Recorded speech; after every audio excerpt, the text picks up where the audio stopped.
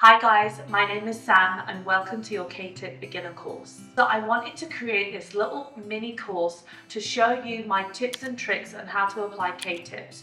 Whether you are just starting out or you have a little bit of experience, I wanted to demonstrate the things that I do to make my K-Tips as seamless as possible. I'm going to be demonstrating a one row install just to create some volume and to give you a stepping stone into your K-Tip applications. The importance of this is to really cover the things that are going to make your K-Tips stand out. I wanted to show you all the things that I've learned about K-Tips over the years, the mistakes that I've made and also the breakthroughs that I've had with K-Tips. I wanted to show you the things that I do to make my applications as seamless as possible and also share some tips and tricks with you guys. This course is designed to be a stepping stone into that world of K-Tips. I wanted to share with you my trials and my errors with this extension method. I've actually been doing keratins for many years, and over those years they've evolved. The way that I do my K-Tips now has changed so much since I started to do them, and I wanted to show you how I do them and why. I think it's really important to understand the knowledge, the why, the how behind every single hair extension method. Let's get into this course.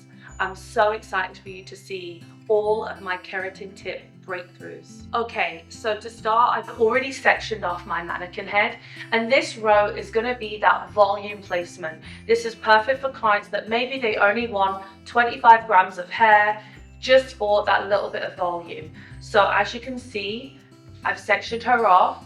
Typically on a real person, you probably would have 3, 4, or maybe even 5 rows underneath this, depending on their density. So then now this would be that row that you begin where you elongate round to the front. Whenever we're thinking about the front, we always want to make sure that we're leaving enough room here so that when they wear their hair up, none of those extensions are going to be exposed. So as you can see, this section here is going to be 1 inch above from the ear. The reason that I'm leaving an inch above the ear is because I want to make sure that when she wears her hair up, you're not going to see any of those keratin extensions. One trick is you can take your comb and with the metal, flip up. If I can see the metal tip of that comb, then I know I need more hair. Always refer to your client's natural density. If they have thick hair, you can bend the rules. You might be able to go half an inch down from here because their hair is thick enough to cover that bond. So always make sure that you're checking as you go throughout that install. One thing that I'm going to reference is with keratins, I feel like I can break the rules a little bit. With your weft or maybe even your tape and extensions, you have to be more mindful. However, with the keratins, we're able to completely customize them towards our client's density. So that's the one method where I feel comfortable with bending the rules ever so slightly.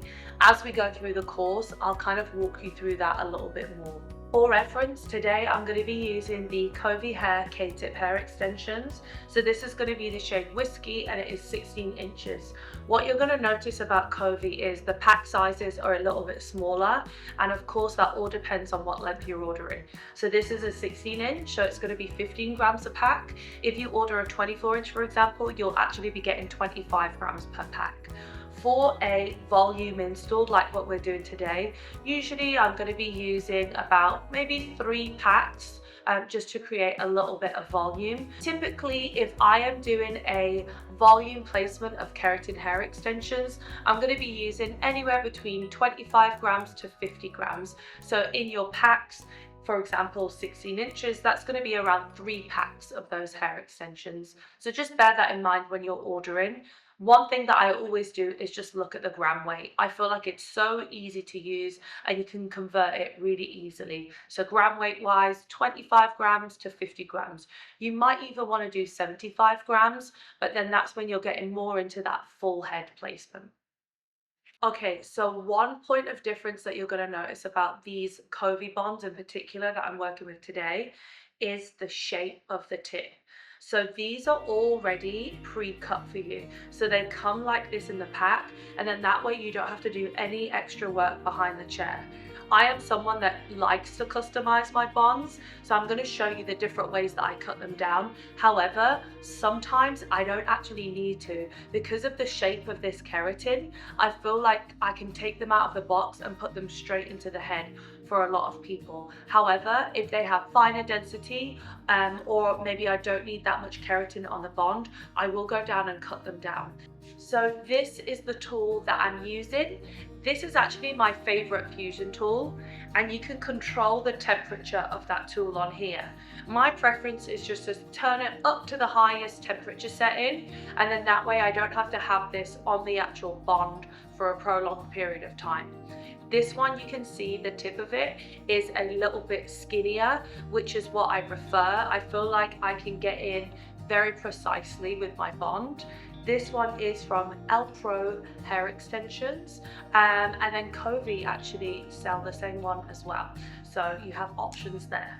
Something I always have on my station as well is a towel. This is a terry cloth towel, and I always use this just to wipe off my tool in between bonds. After a few bonds, you're going to find you will have a little bit of buildup on your tool, so it's important that we wipe that off. The reason we want to is we don't want to transfer that onto the hair. Also, sometimes when that keratin is sitting on your tool, it can start to go like an amber color where it's burning, so you always want to make sure you're wiping it off on here. The keratin that I'm working with today, the actual color of it is going to be clear. You're going to find that with most brands, this is very common to use a clear keratin. What you'll find with Covey is you're going to have two choices. So you have the clear keratin, and you also have a dark keratin as well. Dark keratin is going to be really good for, I would say, your level 5 and below, and then anything up from that, that's when you want to be using that clear keratin. If you wanted to retip these, you also can do that as well. It is extra work. With retipping, you have a little bit more choice of the color. So you can use clear, you can use black, you can use brown, medium brown, light brown. That way you can match your client's natural root color. But for me, I'm just going to be using these today, which is that clear keratin. And honestly, that's going to work really, really well on my mannequin. Very small detail, but what I've realized works really well for me, and especially when I'm using this type of tool. If we zoom in, you can see the size of this is going to be a little bit narrower than the size of the actual bond. So what I want to do is just trim off the top of this keratin, and then that way I'm going to have a really easy time installing this. Otherwise, I'm going to have to go up and then down and then up again, and then sometimes that makes that keratin spread too much, and it's going to give you a bond that is too long, it looks bulky, and it's easier for your client to snag through the duration of wear. So to make that bond as invisible as possible, I'm actually going to trim off that keratin at the top. Okay, I'm all prepped and ready to go. So now let's start off with our install. First things first, how I always start usually is in the middle, and then I work my way around to the sides. You see that I do this pretty much across all of my installs, and it's going to be no different for those keratins. Now, let's talk about section size. So you can see here, I have my shield. I am someone that always use a shield. It's just what I'm comfortable with. I feel like it's especially helpful if your guest has a lot of crosshairs, because it can help keep those crosshairs at bay. What I'm going to do with my shield is always make sure that my section size is going to be the same as this little square here. I don't want it wider than that square, otherwise it's going to feel like I'm pulling into those hairs into that section. And I don't want it to be any longer than this either, otherwise it's going to look excessively grown out, and then also it can start to pull from underneath. So this is my perfect section size. And what I've noticed, and the way that I like to work now, is I won't really drop down for density. What I'll do instead is I will take my section size consistently throughout, and the only thing that I'm going to pivot is how heavy that bond is. So for example, these keratins are going to be 1.7 grams a strand. If that client has very, very little hair, and I feel like there's only a few hairs within that section, that's when I'll go in and cut down that keratin and make it into a micro. So now measuring up that shield just so that you have a point of reference, that is going to be that first section. So I'm going to drop down my comb, pick up my little square, and I always make sure that there's no crosshairs within that section. You want to make sure that it's nice and even throughout, nice and clean. And then I can go in with my shield, slide it up. And can you see here, when that shield sits all the way at the top, you're going to create a little bit of elevation within that install. I don't want elevation, so what I do is I'll drop down my shield so that everything is lying nice and flush, and then I can go in with my little clips and then just secure that shield into place. Now I'm ready to install that extension. So now I'm going to pick up my tool and my Keratin hair extension. I always like to try and work with everything in my hand at once, so I'm not having to waste time putting things down. And then now what I'm going to do is I'm going to pick up that hair and I'm going to slide in that keratin underneath, and then I'll drop it down where I want it to be. Remember, we want a little bit of a gap between where that section is and where the keratin sits. You don't want it all the way at the top, otherwise it's going to feel really, really tight and uncomfortable, and you're going to create tension. So we always want to make sure that we're having a tension-free install. Now I'm going to slide in my tool, and then I'm just going to gently warm up that keratin and push through that keratin. You can see it's starting to melt. And then I'm going to go in and just roll. And that's my first K-tip hair extension. So you can see I've got really, really nice movement. Nothing's pulling from underneath or the sides, and it's sitting nice and flush.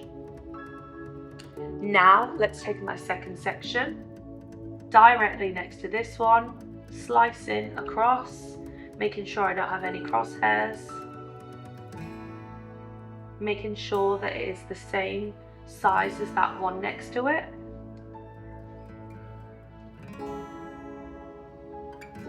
And then I can go in with my shield, drop it down to where I want it, clip it into place.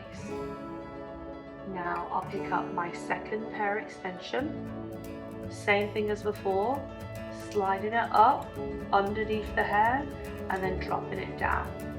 Now I'm going to go in with my tool and just push that keratin through. Usually it takes about 3 seconds, and then I'm just going to roll. One thing I always get asked about is that rolling. Do I ever burn my fingers? If you are very, very heavy-handed and you're almost squeezing the bond, then you are going to burn your fingers.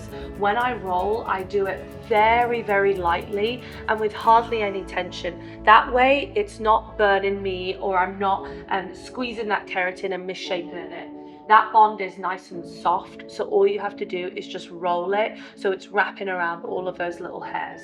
Now I'm going to take my next one directly next to this, making sure that my section size is all the same. I don't have any little crosshairs.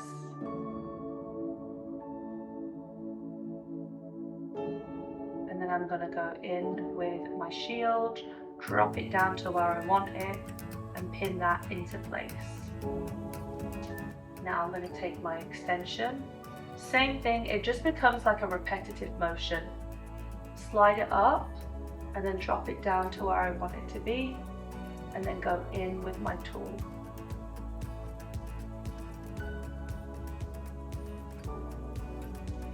And then again, just very lightly roll.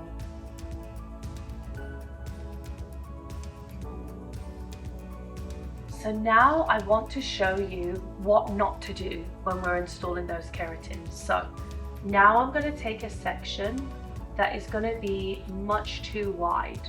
So this section is much too wide and I've got too much hair within that. So now you can see when I go in with that shield, it's starting to pull and spill over. And then now I'm actually not going to drop the shield down. I'm going to leave it so that I have elevation. And I'm going to go in with that keratin.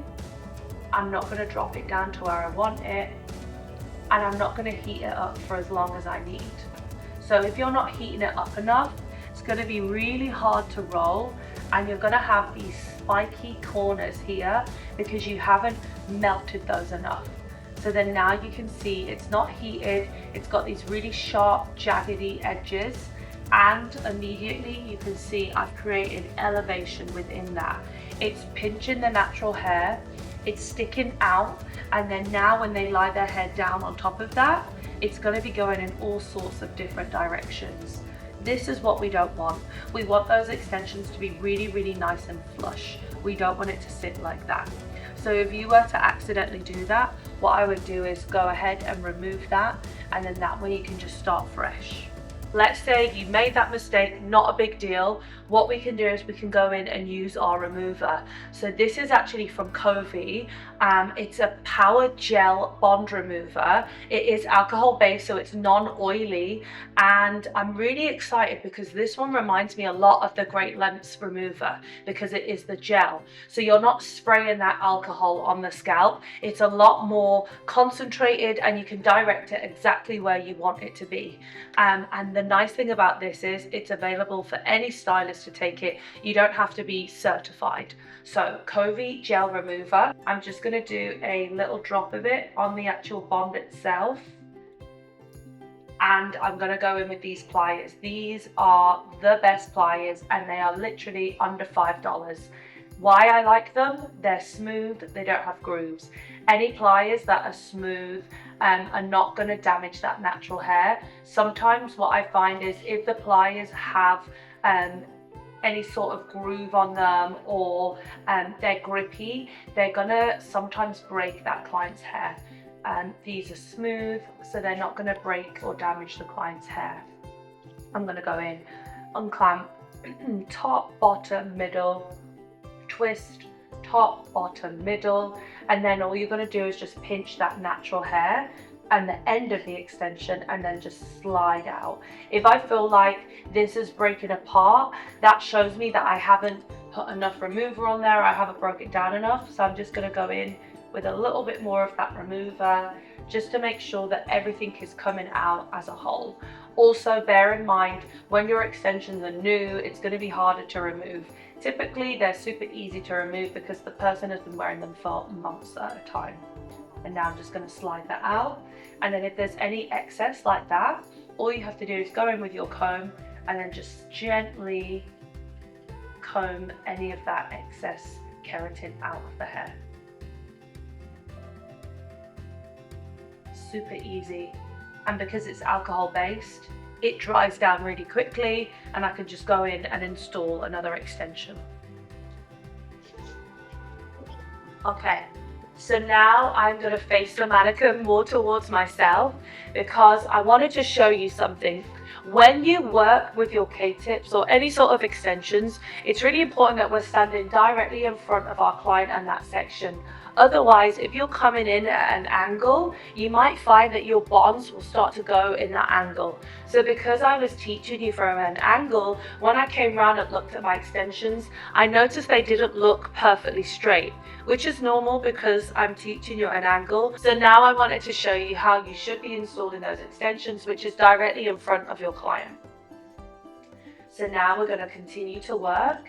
I'm going to take my section directly next to that one that I just did, making sure that it is the correct width that I want it and I don't have any little crosshairs. So again, making sure I get rid of any of those crosshairs, and then I'm going to go in with my shield, slide it up and drop it down to where I want it to be. Now I can take my extension and I'm going to pick up that hair, put the extension underneath, drop it down to where I want it, always making sure that it's in line with my other ones, and then I'm going to go in and gently heat that bond, push the keratin through, and then I can just roll that around the natural hair, very, very gently.